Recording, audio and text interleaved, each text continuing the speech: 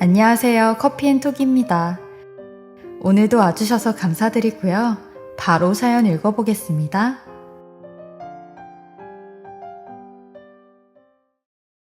안녕하세요. 신혼 3년 차로 곧 엄마가 될 날을 손꼽아 기다리고 있는 사람입니다. 얼마 전 겪은 일은 드라마라 해도 믿어지지 않을 만큼 제 인생을 통틀어 충격적인 일이었는데요. 너무 놀랄 때 애 떨어질 뻔했다고 하는 말이 실제로 일어날까 싶어서 매일 노심초사하며 보냈던 것 같아요. 유산 위험을 가까스로 넘기고 이제 겨우 안정을 찾고 출산 준비를 하게 됐네요. 사실 제 남편은 20대 꽃다운 나이에 처음으로 만난 사람이었어요. 제가 대학 시절 좋은 어른이라고 생각하며 존경하던 교수님이 한 분 있었는데 어느 날 교수님이 먼저 연락이 와서 은경아, 하루 시간 내줄 수 있니? 당연하죠, 교수님. 밥이나 한 끼 먹으면 싶어서. 너무 좋죠. 어디서 뵐까요? 같이 갈 사람이 한 명 있는데 불편하진 않지? 네, 전 괜찮아요. 누군지 미리 물어봐도 돼요? 그날 만나서 다 하자. 워낙 조심스럽고 예의를 지키는 교수님이었던 터라 저는 누가 온다고 해도 교수님의 지인이라면 괜찮을 거라는 믿음이 있었어요. 그런데 그 자리에 가보니 학교에서는 한 번도 본 적 없던 제자라는 남학생이 나와 있더라고요. 둘이 처음 보지? 수업 때는 한 번도 못 본 것 같은데 언제 들으세요? 이 녀석이 곧 복학하거든. 못 봤을 거야. 아, 그러셨구나. 어쩐지. 수줍음이 많은 성격의 남학생은 묵묵히 교수님과 제 얘기를 듣기만 하더라고요. 곧 복학을 앞두고 있다는데 뜻하지 않은 제가 끼어 있어서 눈치를 보는 건지 저도 말수가 많은 편은 아닌데 유독 말이 없는 남자를 보니 가볍게 보일 수도 있겠다는 생각이 들 정도였죠. 너희도 그런진 모르겠다만 교수란 자리도 1년에 너무 많은 제자를 만나고 헤어지고 하다 보니 남는 인연이 많이 없어. 그래도 너희들은 언제라도 내가 같이 밥 먹자 얘기할 수 있는 고마운 인연이지. 은경이 네가 복학하면 많이 도와줘. 부탁하는 자리야. 이 녀석이 숫기가 없어서 벌써 걱정이 된다. 걱정 마세요, 교수님. 너희 둘이 참 닮았어, 내가 보기엔. 닮았다고요? 어디가요? 차차 지내보면 무슨 뜻인지 알게 될 거다. 교수님의 그 이야기가 나중에 시간이 지나고 보니 정말 소름 끼칠 정도로 정확하더라고요. 솔직히 초반엔 그냥 교수님 부탁을 지키고 싶다는 마음이 들어 제가 조금 더 적극적으로 그 사람이 학교에 적응할 수 있도록 도와줬던 것 같아요. 과제나 남는 시간엔 도서관에서 공부도 하고 밥도 먹으면서 자연스럽게 지내다 보니 어느새 하루 중에 절반은 연락하고 함께 시간을 보내고 있더라고요. 그렇게 서서히 선배와 후배에서 연인 사이로 발전하게 됐죠. 더 시간이 흐를수록 이렇게 한결같고 진심인 사람을 만나기 힘들겠다는 생각이 들었어요. 오빠, 처음에 나 봤을 때 왜 그렇게 말 안 했어? 들으려고 네가 하는 말. 같이 이야기하면 되지. 나 그때 되게 부끄러웠어. 내가 마음을 한 번 주면 너무 많이 줘서 누굴 알게 될 때 신중해서 그래. 책임질 사람만 만나니까. 그냥 가볍게 지내면 되지 무슨 책임을 져. 난 처음부터 결혼까지 할 마음이었는데? 다 하고? 교수님이 너 소개해줬을 때 나는 너하고 결혼도 할 거고 내 미래의 여자는 너밖에 없다고 생각했는데? 대학 내내 우직하게 저 하나만 바라보는 남자를 보면서 저도 일찍 결혼을 마음먹었던 것 같아요. 우리 둘은 졸업 후에 부모님께 너무 손 벌리지 말자는 약속을 했고 취업하고 13년이 넘는 시간 동안을 투닥거리고 연애하면서 결혼 준비를 했던 것 같아요. 10년이 넘도록 지낸 남편은 20살에 처음 만났던 때와 변함이 없는 모습이었고 저와 대학 시절을 같이 보낸 친구들은 징그럽다. 13년을 맨날 붙어 다녔잖아. 안 질려? 나는 그래도 오빠가 제일 편하고 좋은데 왜? 둘이 완전 똑같아. 천생연분이다. 막상 결혼할 때가 되니 너무 한 사람만 보고 지내왔나 싶은 생각이 들었는데 서로의 오랜 추억까지 함께 할 수 있다는 게 좋은 부분이더라고요. 대학 이야기를 할 때도 추억이 같아서 같이 웃고 울 수 있었죠. 무엇 하나라도 제가 하라고 하면 그날부터 군말 없이 하는 남편 덕분에 신혼생활도 연애 때처럼 재미나게 잘 지냈죠. 예전에는 자취방이었지만 우리 힘으로 얻은 아늑한 보금자리에서 지내는 생활이 안정을 주더라고요. 그렇게 신혼을 보내다 자연스럽게 임신하게 됐고 남편 뜻대로 일은 정리하고 인생 처음으로 여유로운 시간을 보내고 있었죠. 그러던 어느 날 모르는 번호로 사진 한 장이 날라오더라고요. 남편과 웃으며 어깨동무를 한 여자. 제가 처음 본 사람 같았는데 남편의 머리나 옷을 보니 몇 년 전에 찍은 사진인 것 같더라고요.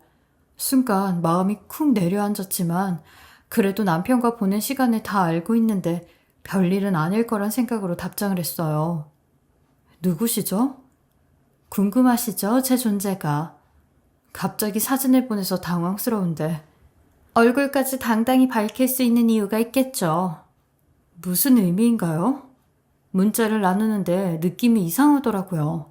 남편이 바람을 피워서 만난 상간녀라면 이렇게 대놓고 당당할 이유가 없을 텐데 이상하면서도 떳떳한 그 여자의 태도를 보니 더 궁금해지더라고요. 떨리는 마음으로 전화를 걸었는데 전화는 피하고 다시 문자가 오더군요. 저도 이 사람 사랑해요. 지금 아이도 뱃속에 있고요. 뭐라고요? 아이가 있다고요? 그렇게 오래 만나도 아무것도 하는 게 없나 보네. 당당하면 전화 받으세요. 왜 피하시죠? 아이까지 임신했단 여자의 말을 들으니 그때부터 심장이 요동을 치더라고요.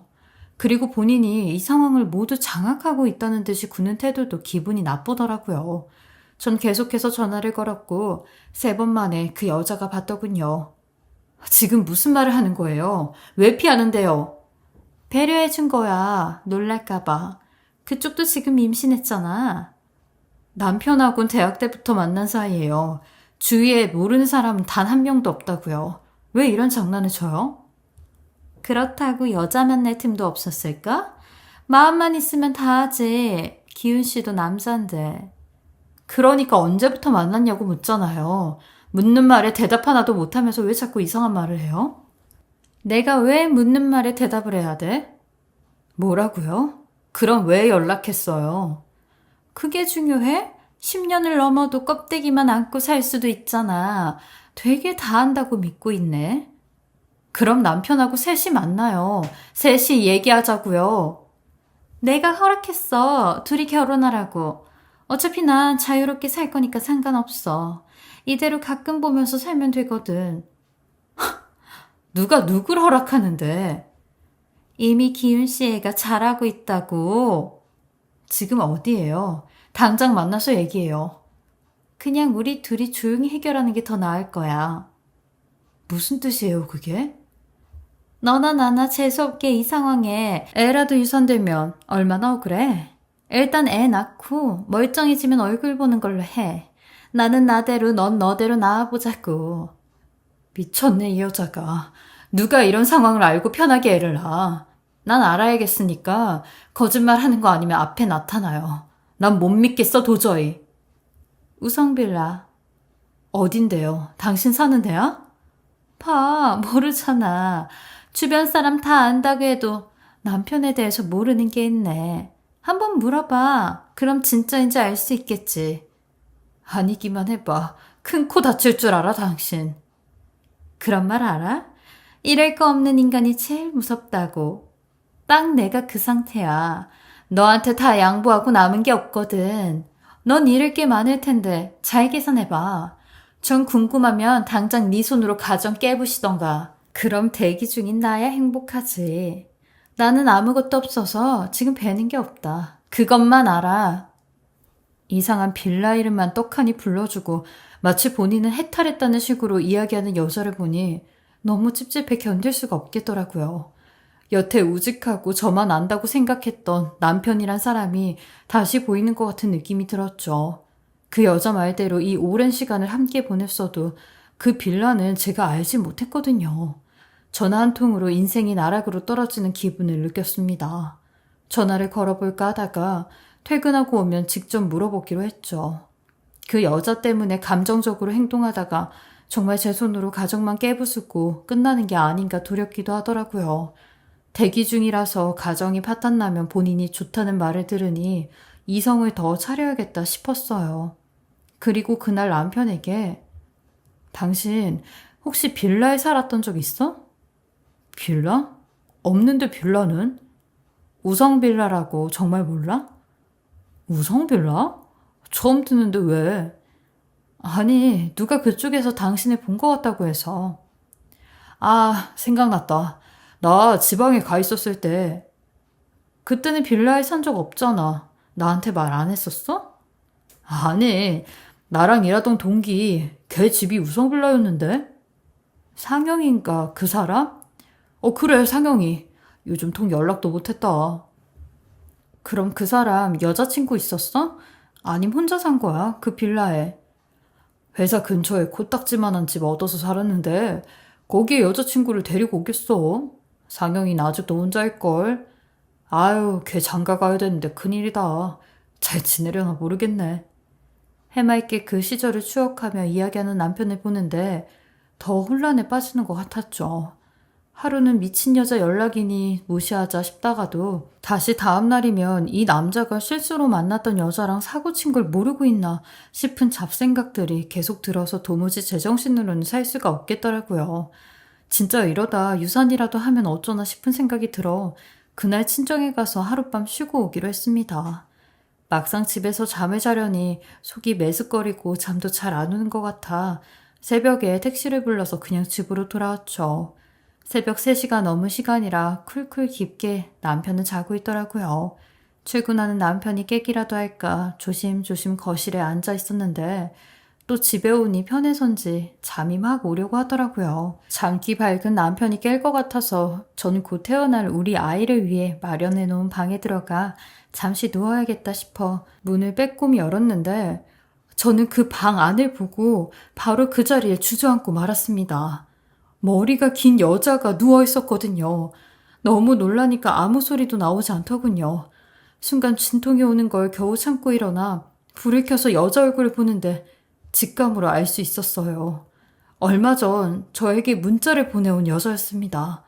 순간 온몸에 소름이 돋더라고요. 어떻게 이 시간에 여기까지 와 있는 건지 남편이 제가 없는 사이 문을 열어줬나 싶어서 끔찍하더군요.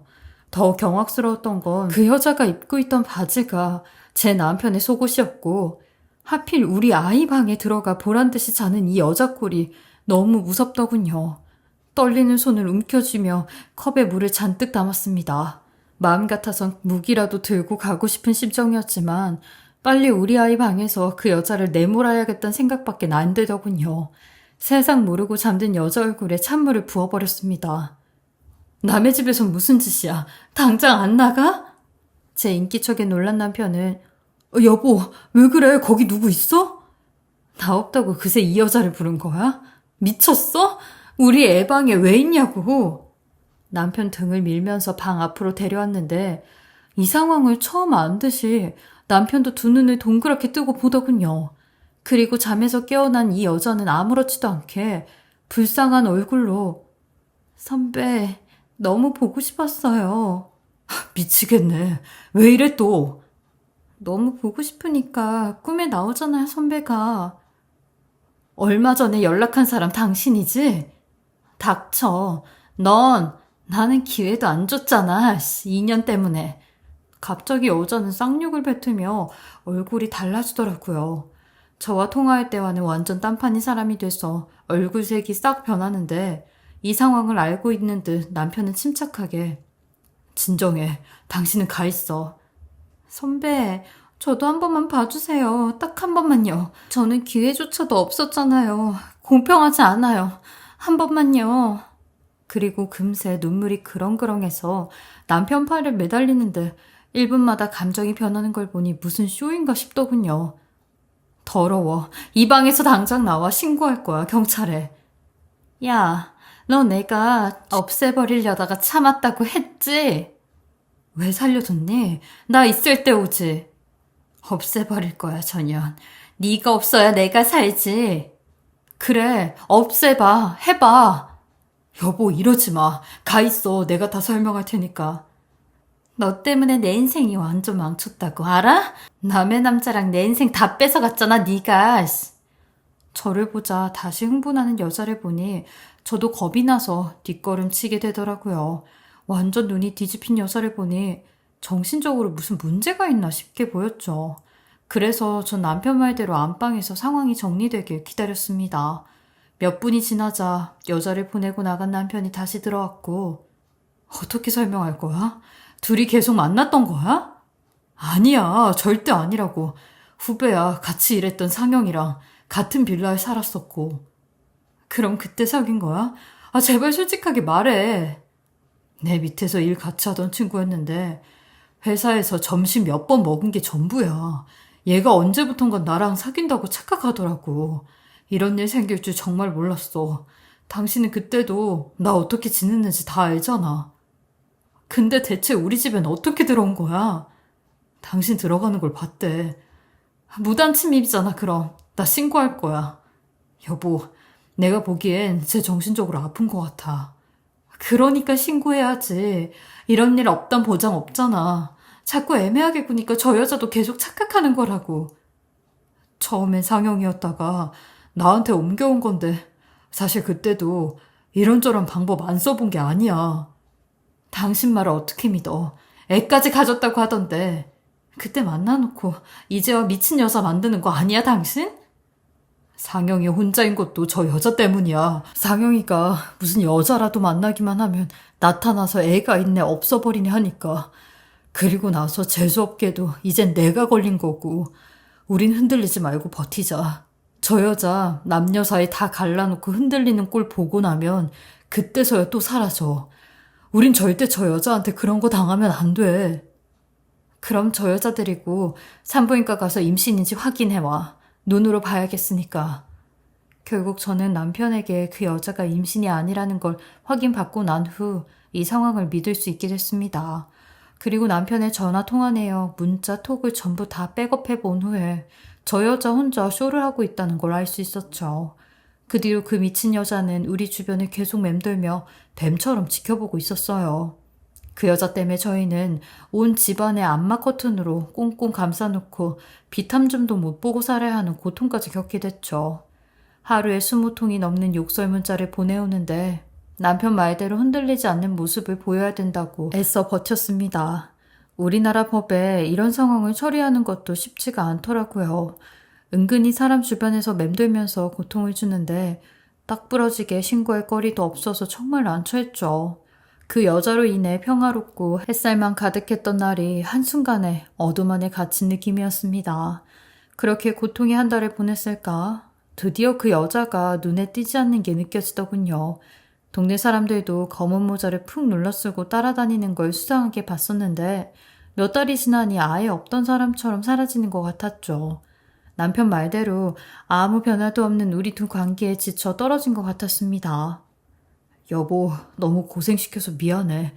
그리고 믿어줘서 고맙고. 그래도 요즘 그 여자 안 보이는 것 같아. 이제 편해. 아마 다음 사람도 회사 사람 중 하나일 거야. 아니, 또 그 짓을 한다고? 우리가 돕자, 그때는. 어떻게 도와? 당신도 집까지 들어와서 자고 있는데 내 말만 듣고 믿기 힘들잖아. 그게 가정 깨놓는 문제 한순간일 거야. 혹시라도 이런 일 생기면 나한테 연락하라고 해두려고. 그럼 우리가 나서서 해명도 해주고 돕자고. 이제 갔다고 좋아할 일이 아니네. 남편 말이 회사 사람 중에 한 명이 될 거라면서 그때는 꼭 저희가 나서서 도와주자고 약속을 했어요. 우리가 겪은 이 고통의 몇 달을 그대로 남에게 넘길 순 없잖아요. 그 여자가 남편 속옷 입고 버젓이 누워있던 장면은 지금까지 악몽처럼 잔상으로 남는데 이 고통을 그대로 보고만 있을 순 없겠다는 생각이 들더라고요. 그래도 다행히 그 여자가 인생에서 떠난 뒤에 다시 제 삶도 안정을 찾을 수 있게 됐습니다. 요즘은 이사 준비까지 하면서 다시 새로운 집에서 새 마음으로 시작해 보려고요. 신혼 기분 되찾으려고 요즘은 남편과 저도 데이트 시간도 더 많이 갖고 애쓰고 있어요. 말로는 다 표현할 수 없는 고통의 시간이 있었지만 곧 세상 밖으로 나올 아이 생각만 하며 지내려고 합니다. 저의 소름 돋는 이야기 읽어주시고 들어주셔서 감사합니다.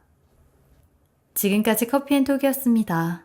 오늘도 끝까지 함께 해주셔서 감사하고요. 저는 다음 영상으로 또 찾아뵙겠습니다.